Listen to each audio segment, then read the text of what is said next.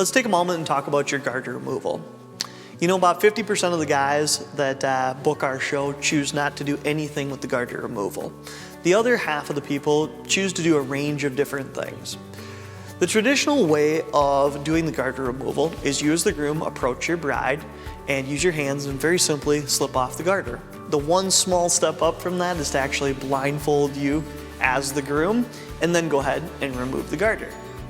The next step up from that, as far as crazy level, is to have your groomsmen come over and pick you up like a battering ram facing the ground. In this way, you as the groom are totally shielded from the audience and you're being supported by the guys that you know and love the most.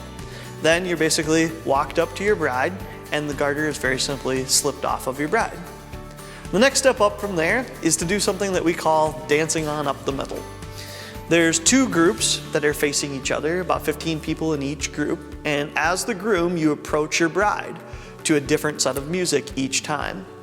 The bride is kind of like Caesar. She gives you a thumbs up if she wants you to remove that garter, and a thumbs down if she thinks that you could have done a better job approaching her.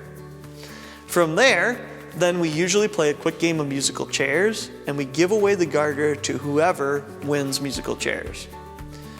The Garter Hunt is probably the craziest of all of the things that we've ever tried to pull off. We have about 30 1980s women's wedding dresses, and the guys in the wedding party and maybe a handful of the very, very crazy guests grab a seat. You as the groom are blindfolded, and you have to figure out which pair of legs belongs to your beautiful wife versus which ones belong to some of the other guys that are in the group.